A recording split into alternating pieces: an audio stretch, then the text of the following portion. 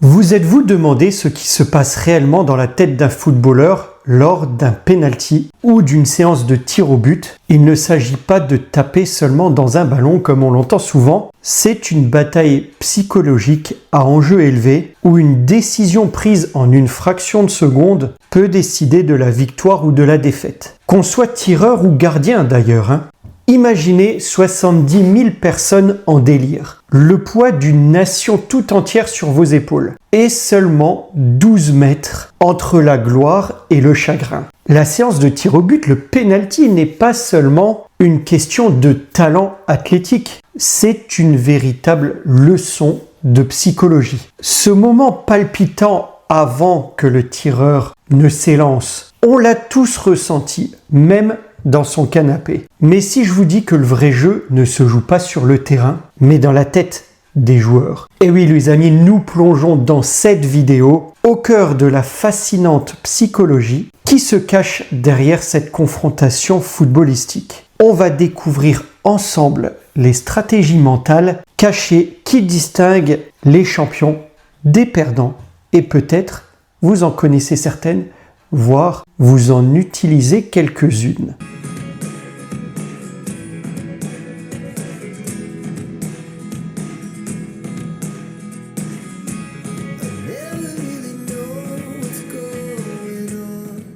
Bonjour les amis et bienvenue dans cette nouvelle vidéo où nous allons essayer de démêler ensemble la psychologie dans la tête des joueurs gardiens ou tireurs lors d'une séance de tir au but. C'est parti. Imaginez vous montez vers le point de pénalty. Le score est égal, tout le stade vous regarde. Votre cœur bat plus vite, vos muscles se tendent et l'adrénaline monte. Chaque pas que vous effectuez vous rapproche vers ce moment décisif. Mais plus la pression monte, plus le cerveau doit décider vite. Et là, les émotions influencent la technique. Un tir trop rapide peut manquer de précision, trop lent, et le gardien a le temps de réagir. Certains échecs sont restés dans l'histoire et vous en souvenez certainement, par exemple celui de Roberto Baggio face au Brésil lors du Mondial 94. Et parfois, certains arrêts entrent dans la légende. Pour les plus anciens, Goycochea contre l'Italie en 90.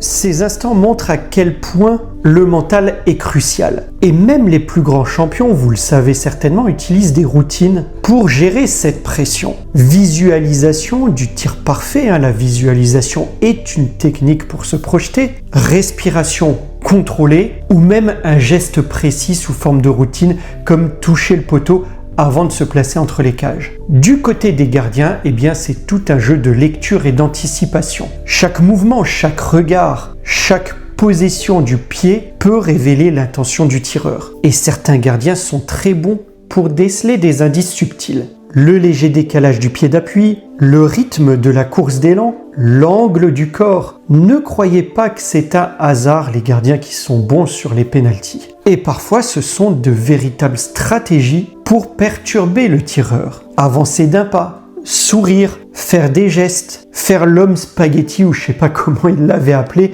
je veux parler de Groblard avec Liverpool. Bref, créer un doute. Et ce dilemme qu'ont tous les gardiens. S'engager tôt ou attendre? S'engager trop tôt au risque de se faire piéger par une feinte, attendre trop longtemps au risque de réagir trop lentement. Une décision prise en une fraction de seconde peut décider du sort du match. Des légendes comme Peter Schmeichel ou encore Iker Casillas étaient capables d'intimider psychologiquement les tireurs rien que par leur présence dans les buts ou leur mouvement sur la ligne. Ouais, un peu comme Hugo Lloris, non? Non, pas vraiment tout à fait, là on n'y est pas. Le tireur, lui, doit gérer le doute et la peur en un instant. Chaque décision implique un choix entre risque et sécurité. Viser le coin avec puissance, risque de frôler le poteau ou tirer de manière plus sûre mais plus prévisible. Les grands tireurs répètent mentalement leur tir, visualisent le ballon rentré, respirent profondément pour calmer l'adrénaline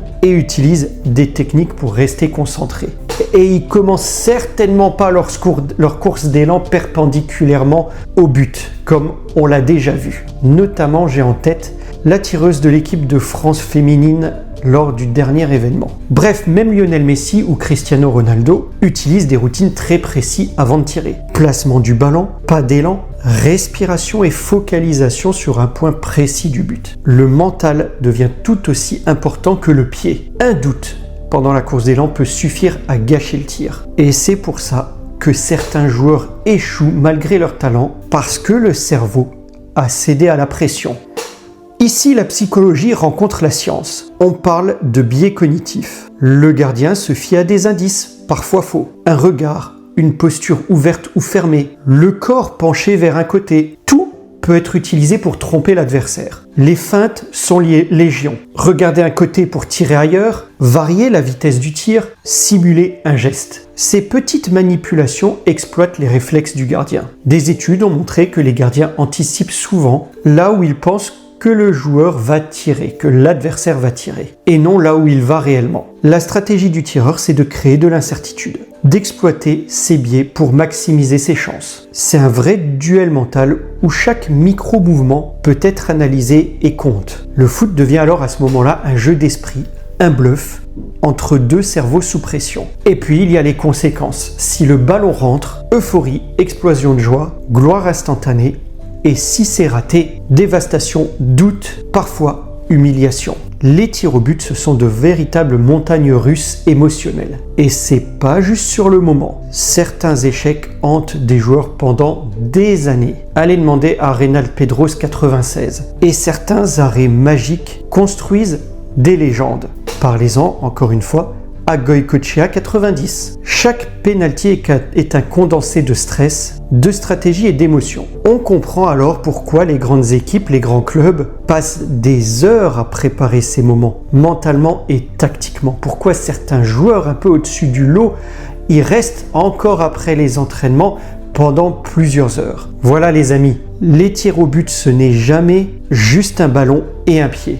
C'est un duel psychologique intense où le mental compte autant que la technique. C'est un jeu à la fois de bluff, de maîtrise de soi et de lecture de l'autre. Alors la prochaine fois que vous jouez, que vous soyez tireur ou gardien, pensez à tout ça, pensez au mental en même temps que le pied. Si vous êtes joueur, en tout cas si vous êtes le tireur, essayez de décrypter le moindre micro-mouvement si vous êtes gardien. Et surtout répondez à cette question, sauriez-vous rester calme et prendre la bonne décision? À bientôt les amis.